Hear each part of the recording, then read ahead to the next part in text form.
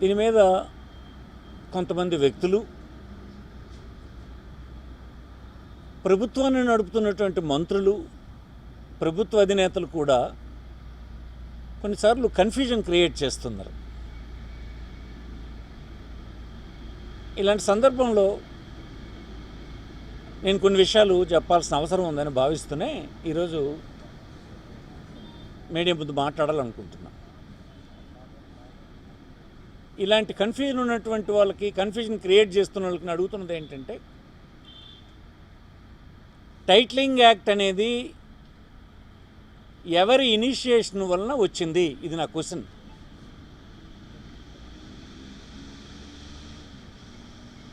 దేశంలో 1989 నుంచి ఒక అధ్యయనం జరుగుతుంది.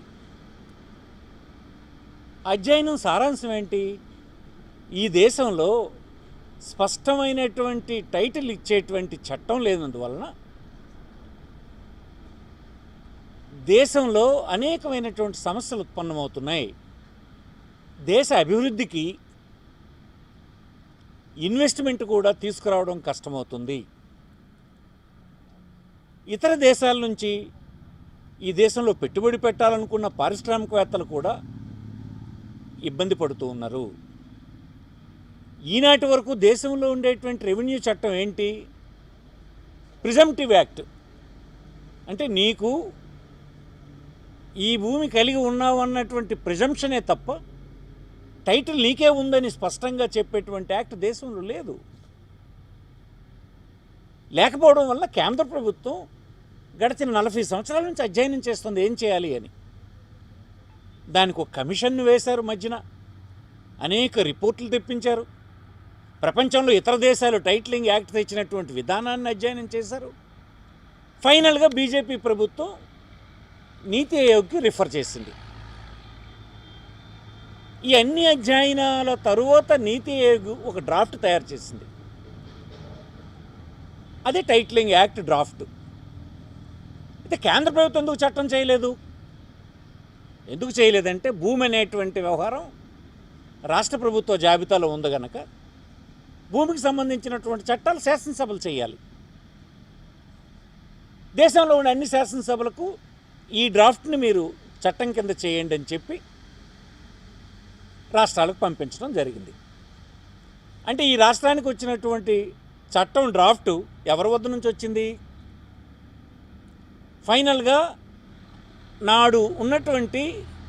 నేడు ఉన్నటువంటి బీజేపీ ప్రభుత్వం, మోడీ ఆధ్వర్యంలో ఉన్నటువంటి ప్రభుత్వం ఈ చట్టం తీసుకొచ్చింది దేశ ప్రయోజనం కోసం, దేశంలో అభివృద్ధి కోసం, దేశంలో ఉండేటువంటి భూమి గల వాళ్ళ హక్కుల్ని రక్షించడానికి కోసం,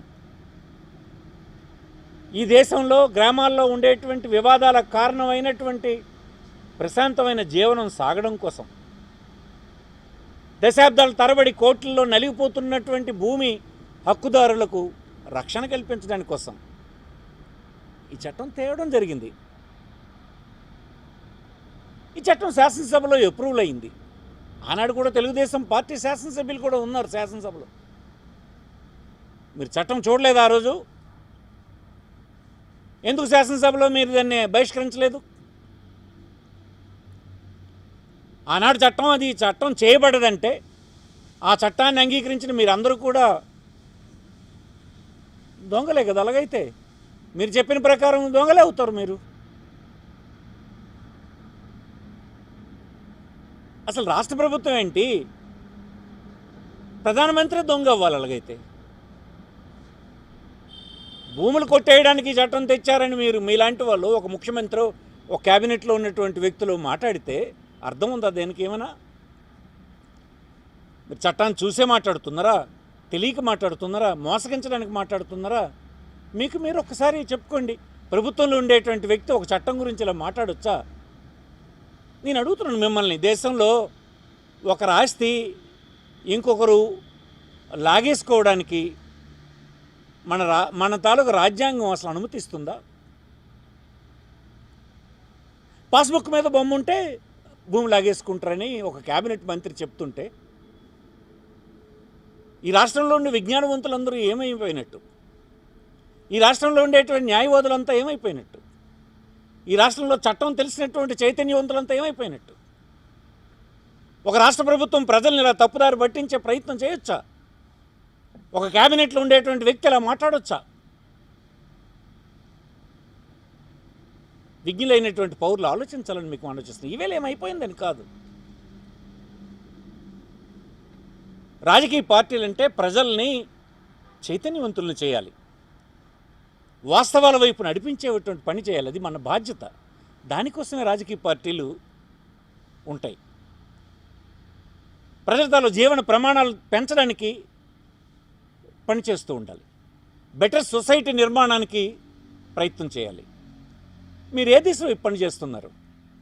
ప్రధానమంత్రి ఈనాడు కేంద్ర ప్రభుత్వంలో ఉన్నటువంటి ప్రభుత్వంతో మీరు కలిసి పోటీ చేసినటువంటి ప్రభుత్వం తెచ్చినటువంటి చట్టాన్ని ఇంకొక చోట ఆ చట్టం దొంగది, భూములు లాక్కోవడానికని చెప్తున్నారు. అసలు నిజంగా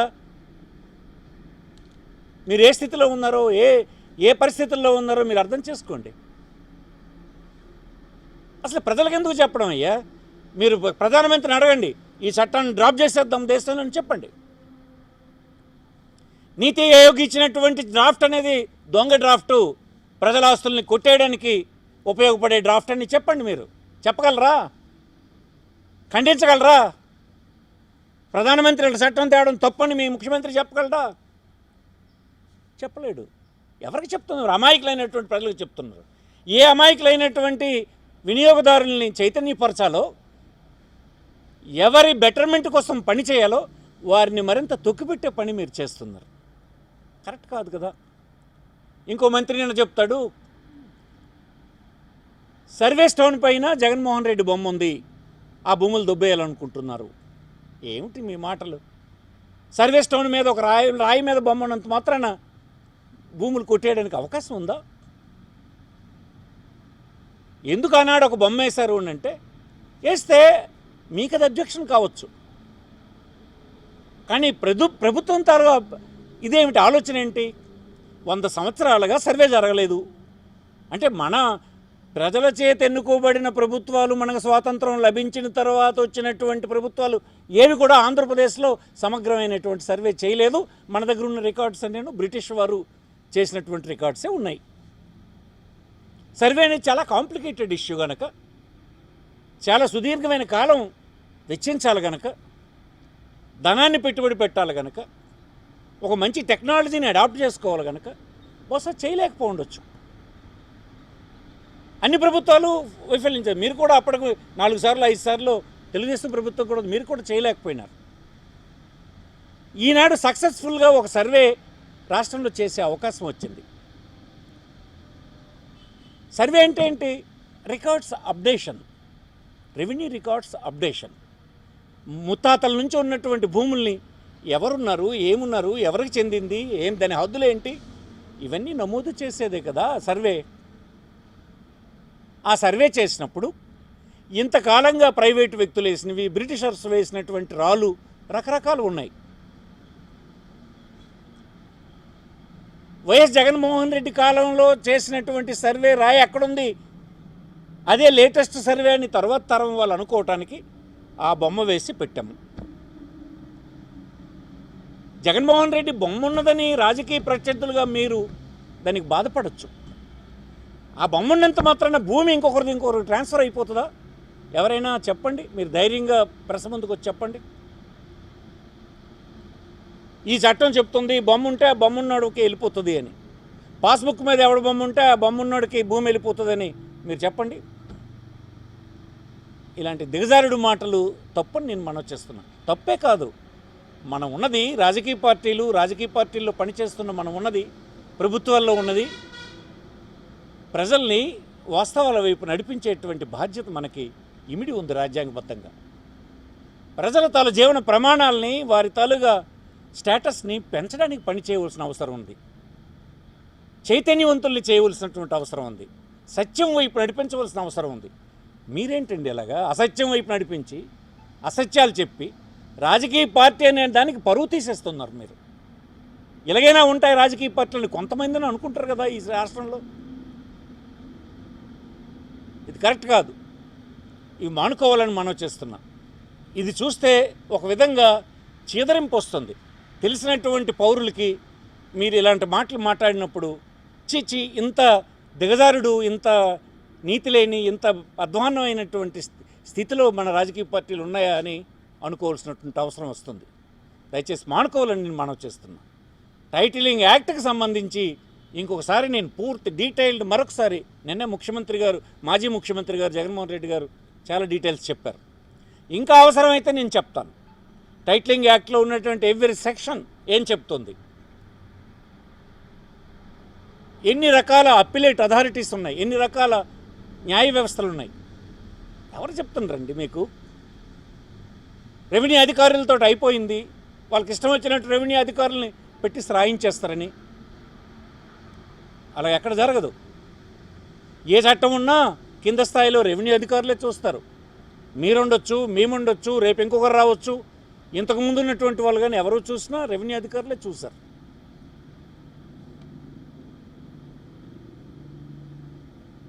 ట్రిబ్యునల్, అప్పిలేట్ అథారిటీ ఇవన్నిటిని కంప్లీట్ అయిపోయిన తర్వాత హైకోర్టు ఉంటుంది.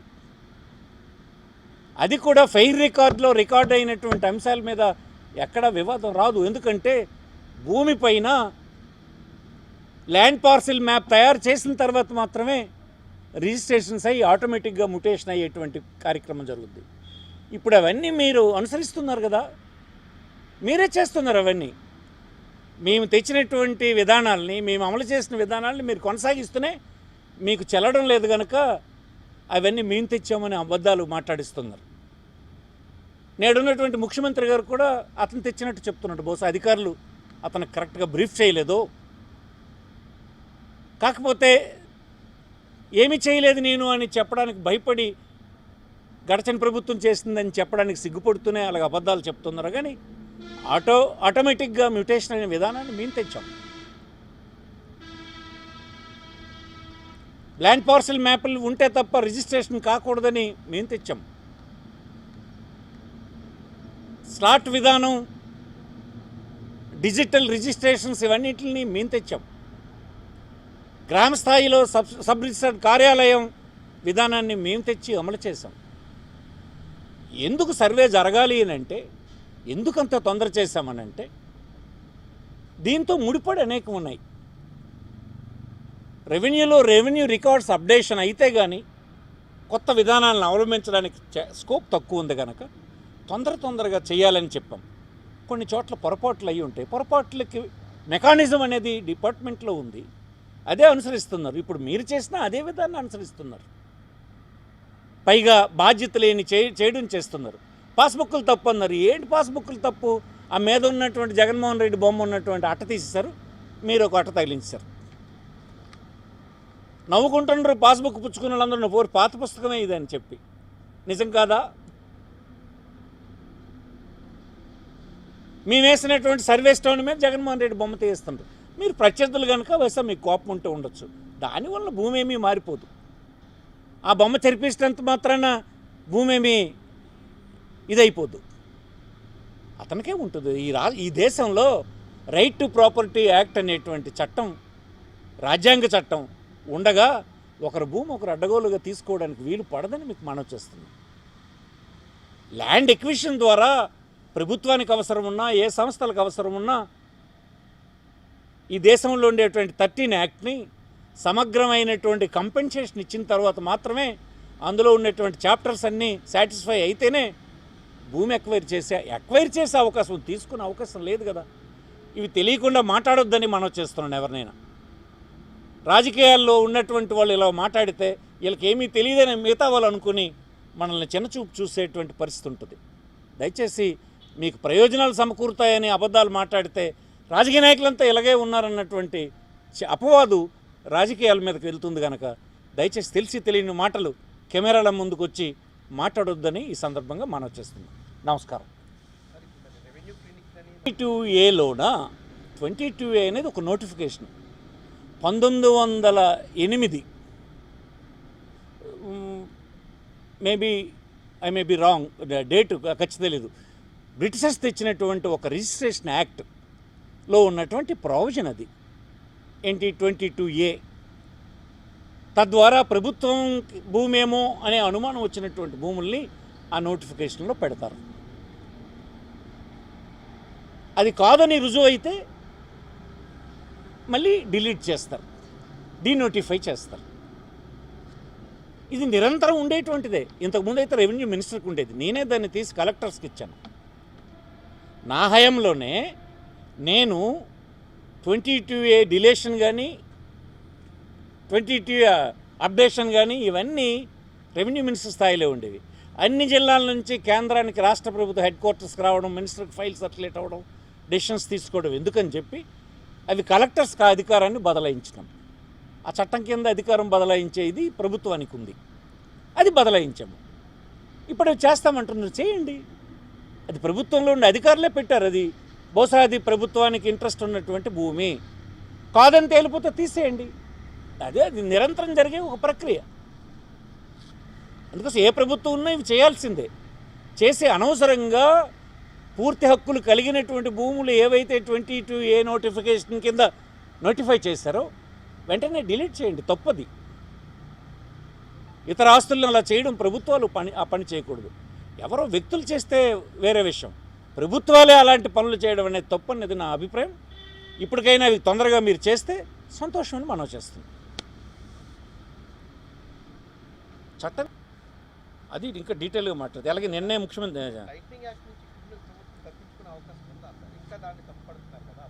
ఎందుకు చెప్తున్నా, అది నవ్వుతారు. దానివల్లే పొలిటీషియన్స్కి ఏం తెలియదన్న భావన వచ్చేస్తుంది బయట.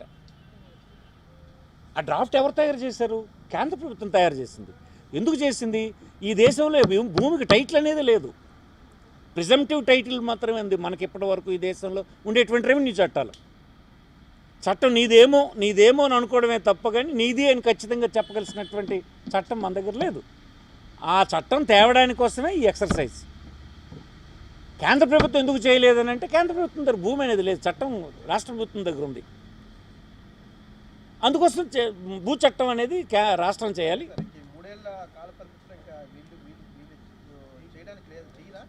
నేను అది చెప్పాలి, బీజేపీకి చెప్పాలి వాళ్ళది. ఈ డ్రాఫ్ట్ తయారు చేసినటువంటి మీరు జతకట్టినటువంటి బీజేపీ ప్రభుత్వం ఏదైతే నేడు ఉందో కేంద్రంలో, వాళ్ళకి చెప్పాలి ఈ చట్టాన్ని మీరు దొంగ చట్టాన్ని తెచ్చారనే దమ్ముంటే చెప్పాలి. లేదు ఈ చట్టాన్ని మార్చండి అనేనా చెప్పాలి. రాష్ట్రంలో మాట్లాడినందువల్ల ప్రయోజనం ఏంటంటే, నేను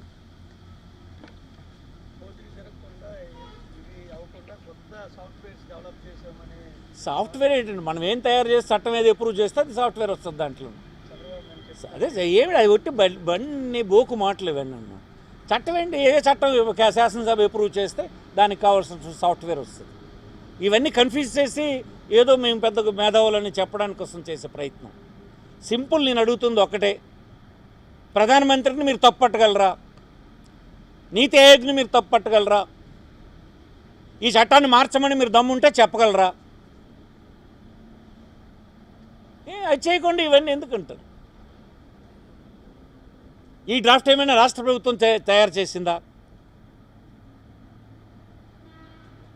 అనే కాదు, తెలుసు వాళ్ళకి. అవన్నీ అమాయకమైనటువంటి రైతాంగాన్ని నచ్చజెప్పి ఓట్లు వేయించుకునే కార్యక్రమం తెలియదని నేను అనుకోను.